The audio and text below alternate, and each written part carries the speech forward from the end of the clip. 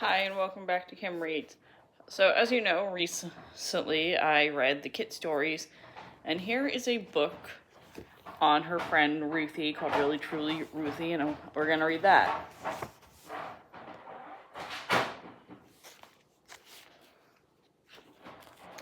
Chapter 1, Apples and Kindness. Once upon a time, Ruthie thought happily as she hurried along the icy sidewalk. That's how all wonderful stories began, and Ruthie was sure this sparkling cold morning that she was at the beginning of a wonderful adventure. Most people would probably say that Christmas or their birthday was her favorite day, but not Ruthie Simmons. For Ruthie, today, December 26th, the day after Christmas, was the best day of the year because this was when Ruthie and her best friend, Kitteredges, had a special day with their mothers. It was their tradition to go on an outing together in downtown Cincinnati. Ruthie could not wait for their special day to begin. She walked towards Kit's house as fast as she could, which wasn't very fast because she was holding her crate of apples with it. When Ruthie got to Kit's house, she balanced the crate on one hip and knocked on the door with one free hand. The apples were heavy, so she was very glad when the door was flung open almost immediately by Kit. "Hi, Ruthie," said Kit with a huge smile. She held the door while Ruthie brought in the apple crate inside.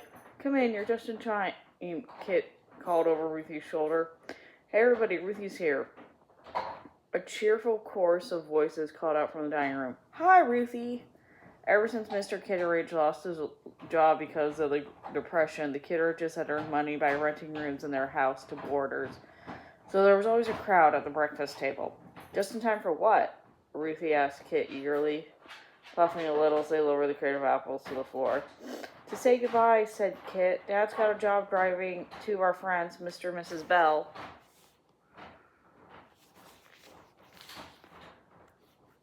to Florida. Mrs. Bell doesn't know how to drive, and Mr. Bell's eyesight isn't very good, so they've asked Dad to drive them. They're going to spend the winter in Florida with their grandson, and then in the spring they'll come back and move in here. They're just about to leave. Come on." Ruthie was an only child. She and her parents, who were the kindest people in the world, lived in a big, beautiful house that was tidy, calm, and quiet. In fact, it was entirely too tidy, calm, and quiet, in Ruthie's opinion. That's why Ruthie loved Kit's house. There was always something going on. Chaos and commotion were going on right now. Mr. Kitteredge had jammed his hat on the back of his head, his coat half on, and a napkin tucked on his collar. He and Kit's brother Charlie and one of the boarders, Mr. Peck, were at the table talking all the same as they studied a big map that was spread on top of two coffee cups and juice glasses. Miss Hart and Miss Finney, two boarders who were nurses, were helping Mrs. Kitteredge stack and clear the breakfast dishes. Mrs. Howard, a fuss-budgety boarder, was earnestly trying to convince Mrs. Bell to borrow her son Sterling's hot water bottle, and Mrs. Bell was just as earnestly saying, No, thank you, really, no thank you." Mr. Bell, who for some reason had both his own and Mrs. Bell's hats on his head, was shaking hands and saying goodbye to everyone over and over again. He shook hands with Ruthie twice before Mrs. Kitteredge herded the whole crowd outside and the Bells, and Mr. Kitteredge climbed into the overloaded car. Kit, Ruthie, Sterling, and Charlie ran down the hallway following their car, waving and calling out goodbyes that were lost in the honks of the car horn. Just when the car reached the street, it stopped short. Mr. Kitteredge jumped out, ran back, and kissed Mrs. Kitteredge goodbye while everyone laughed and hooted and cheers. "Well," said Mrs. Kitteredge, smoothing her hair after the car finally disappeared, "I guess they're well and truly on their way at last." "How long will your dad be gone?" Ruthie asked Kit as they walked outside toward the kitchen. 8 days, said Kit. 4 days down to the Ford on the Bell's car, and 4 days driving someone else's car back up. Ruthie counted on her fingers. "So he'll be back January 2nd, right?" she asked. "Yes," said Kit, "definitely." The two girls exchanged a quick, uncomfortable glance. Neither one wanted to say so, but they both knew that Mr. Kitteredge had to be back by January 2nd, with payment for his driving jobs in hand. The Kitteredges were in desperate situation. Even though they worked very hard running their boarding house, they owed the bank so much money that the bank was going to take their house away from them if they did not pay back some of the money back. If Kit's family were to lose their house, then they'd lose their boarders, and the boarders were their main source of income. Ruthie's father, Mr. Smithens, worked for the bank. It had been his sad job before Christmas to tell the Kitteredges that he had held off the bank as long as he could, and the Kitteredges were going to be evicted, thrown out of their house. They did not pay the bank. Ruthie did not know how much Mr. Kitteredge was going to get paid for his 2 driving jobs, but he sure hoped it was enough to stop the bank from taking their house. "Hey, Kit," said Ruthie, tactfully changing to a nicer subject. "You remember what day it is today, don't you?" "Of course I do," said Kit, hopping happily. "It's our day, the best day of the year." She took Ruthie's hand and pulled her toward the kitchen. "Come on, let's ask my mother how soon she'll be ready to go." It was warm in the kitchen and noisy with the clattering of dishes being washed by Mr. Kitteredge and Mrs. Howard. Charlie and Sterling were lifting the crate of apples onto the kitchen just as Kit and Ruthie walked in. "I bet you brought these apples, Ruthie," said Sterling in his surprisingly low, husky voice. "Right," said Charlie. He liked to tease Ruthie about fairy tales. "I suppose you waved your magic wand and made them appear." "Not quite," said Ruthie. "I lugged them here. My mother asked me to. Someone gave us tons of apples for Christmas, and Ruthie was hoping you could get some that won't go to waste." "Nothing's wasted around here," said Charlie, "especially nothing to eat. Sterling and I see to that." He took an apple out of the crate for himself and tossed another one to Sterling. "Thank you, Ruthie," said Mrs. Kitteredge, "and please thank your mother for us, too." "You're welcome," said Ruthie. She was secretly relieved that the apples had been accepted without a fuss. Ruthie and her mother were in cahoots. They had a conspiracy of kindness going on, which they tried to find help to the Kitteredges whenever they could. But Ruthie had learned the hard way that generosity was tricky. She had to be very careful and respectful about giving things to Kit and her family. Take their special day, for example. Ruthie and Kit had a serious fight just before Christmas, when Ruthie had told Kit that she and her mother would treat Kit and her mother to the ballet and lunch in a restaurant. Kit's prickly pride had been so offended they wouldn't be having their special day today at all if both girls hadn't compromised. Kit spoke up. "Mother," she said, "you and I can thank Mrs. Smithens ourselves. Today's our special day together, remember?" An anxious look tightened on Mrs. Kitteredge's face. "Oh dear," she sighed. "I just don't know if I..." She glanced toward the laundry room where a huge basket piled mountain high with sheets and tablecloths sat on the ironing board, and the drying rack was shaped with napkins and dish towels. "That's all the Christmas linen to wash and iron, and I want to get our room a thorough clean before your father comes back. I really should take applesauce now that we have all these apples, and I promised Uncle Hendrik that I would spend the night at his house because he's feeling poorly again." Just when Ruthie and Kit's hopes were faltering, he helped him from an unexpected person. "My land!" fussed Mrs. Howard, her usually fluttery, voice firm for once. "You mustn't even consider missing your special day with the girls, Margaret. I won't hear of it. Charlie, Sterling, and I will handle the chores gladly, won't we, boys?" Charlie grabbed a giant box of suds and put the calendar upside his head like heaven. He saluted Mrs. Howard and said, "Yes, sir. It will be my Christmas present to you," Sterling said to Mrs. Kitteredge quietly. "There, it's all settled," said Mrs. Howard, pink-cheeked and pleased with her new bossy self. She waved Mrs. Kitteredge and the girls out of the kitchen with soapy spoon she was washing. "Off you go." It was as if Mrs. Howard's spoon really were the magic wand Charlie had teased Ruthie about it, because abracadabra, quick as a wink, Ruthie and Kit found themselves running and sliding on the slick sidewalk ahead of Mrs. Kitteredge on their way to the Smithensons' house. When Mrs. Smithens met them at the door, Ruthie threw her arms around her mother and said exuberantly, "I brought Kit and her mother with me. They're ready to go." Mrs. Smithens widened her hug to include Kit. She smiled at Mrs. Kitteredge. "How lovely to see you, Margaret. Are you prepared to spend the day with these 2 wild creatures?" Mrs. Kitteredge laughed, and Ruthie was delighted to see no trace of any anxious look on her face. "Well, Lily," Mrs. Kitteredge said to Mrs. Smithens. I'm game if you are. Downtown Cincinnati, still decked out on its Christmas wreaths and bows, looked like an enchanted city.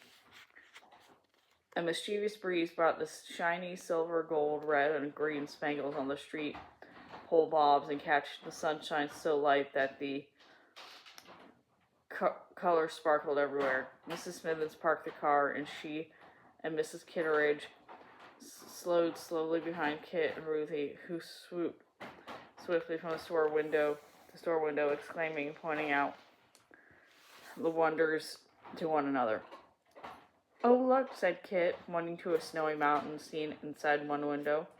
A fat snowman made of glitter sat in an old-fashioned horse-drawn carriage, waving his slick arms, which actually moved. The sleigh was silver and white. The horses were silver and white, and giant silver and white snowflakes hung from fine threads all through the sleigh and twinkled in the sunlight. It reminds me of the silver forest the 12 dancing princesses sneaked through on their way to the ball, said Ruthie. Kit was sometimes impatient with Ruthie and her interest in fairy tale princesses, but today she smiled indulgently. Don't you wish you could be in that sleigh flying down the mountain? Kit asked. Yes, said Ruthie fervently. I do. It's been a wish of mine all my life to ride in a sleigh like that. Ruthie and Kit had agreed that all the activities they did on the special day had to be free. That was their compromise. So after window shopping, the girls and their mothers went to Union Station where a brass band was playing, and then to the park to watch the ice skaters. The skates looked around so much fun that Ruthie and Kit slid around in their ice shoes. Ruthie, who loved to make Kit laugh, pretended to be a rather clumsy ballerina who pirouetted and then plunk flopped down on the ice. After that, the girls were starving, so they sat in their cozy car with their mothers and had a picnic. Mrs. Smithens had brought thick sandwiches and thermoses of coffee for the grown-ups and hot chocolate for the girls.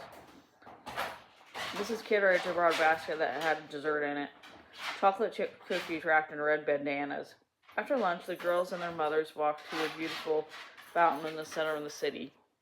Kit and Ruthie posed like statues in the fountain and made up stories about them while Mrs. Kitteredge and Mrs. Smithens stood arm in arm, watching the girls and sometimes talking, bending their heads together like graceful birds. It was very cold and windy, and after a while the girls were lightly misted with spray blown from melted ice cream on the fountain, and so they were glad to climb in the car again. Mrs. Smithens drove slowly along the streets lined with houses, and the girls chose the ones they had the best decorations. As the winter afternoon sky turned pink and purple, the girls could see people's Christmas trees lighted up inside their windows suddenly as if by magic. Ruthie was completely happy. If I were a fairy tale princess and I had 3 wishes, Kit thought, I'd use them all. I wish we could always be on our way right now, killing the last, not thinking about the terrible old depression or awful things like being evicted. That would truly be living happily ever after. But even special days have to end, and so Mrs. Smithens dropped Kit and her mother to see at their Uncle Hendrick's house. Ruthie was glad to see that in a fury of goodbyes and thank yous, her mother managed to put all the leftovers from the picnic in the Kitteredge basket without the Kitteredges noticing. After the Kitteredges left, Ruthie sat in the front seat with her mother and snuggled up to her. Mrs. Smithens' coat smelled like a delicious combination of perfume and cold air. Thank you, Mom, said Ruthie. That was the best day we ever had. Thank you, dear, said Mrs. Smithens. Mrs. Kitteredge and I enjoyed our outing as much as you and Kit do. Ruthie sighed. Oh, I wish there was more we could do to help Kit's family, she said. Can't we offer them some money? I offered once a while ago, said Mrs. Smithens, and I know your father's offered several times, but Mr. and Mrs. Kitteredge said no, very, very firmly. It would be rude to be asked again. I'm afraid all we can give is kindness. And things like apples, added Ruthie. Apples and kindness, said Mrs. Smithens.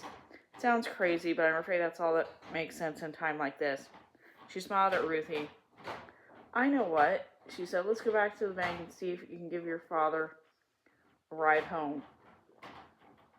Yes, said Ruthie. Everyone who worked at the bank smiled and nodded and said hello as Ruthie and her mother went past their way to Mr. Smithens' office. Ruthie saw her dad was reading some papers on his desk and frowning. When he looked up and saw Ruthie and her mother, he pulled off his glasses and smiled. What a nice surprise, he said. How are my two best girls? We're fine, said Ruthie. She hugged her father, and then she jumped on his desk chair, which she loved because it tilted back and spun around. We're here to drive you home, said Mrs. Smithens. Ruthie was spinning. She did not see her father's face, but she could tell from his voice that he lost a smile. I'd love that, darling, he was saying to Ruthie's mother, drawing her toward the window, but I'm afraid I have a few more hours of work to do. Ruthie continued to spin as her parents spoke very softly by the window. She spun so fast that pretty soon she began to feel dizzy and had to grab the desk to stop. By mistake, she knocked some folders on the desk. As she gathered them up, her eye caught the name Kitteredge written in angry black letters on a note clipped to the folder. Ruthie didn't mean to snoop. She really didn't, but she could not help staring at the note. And she read it. As she read, she felt dizzy again, this time dizzy with dismay, because the note made it absolutely clear. The Kitteredges were going to be evicted from her house. And not on January 2nd, as they all thought, but on December 28th. The Kitteredges and the Smithsons must have misunderstood what the bank meant by after the holidays. Ruthie could hardly breathe. December 28th was the day after tomorrow. Mr. Kitteredge would not be back with the money by then. Oh, what on earth could they do? What could anyone do to help them? Ruthie knew there was no use in talking to her parents about it. Kind as they were, there was nothing they could do this time. The Kitteredges wouldn't accept any money from them, and her father couldn't delay the bank anymore from proceeding with the eviction. With all her heart, Ruthie wished she could save Kit and her family, but she knew that apples and kindness weren't going to be enough at this point. The Kitteredges need money, and they needed it fast. And that's the end of that chapter. See you later.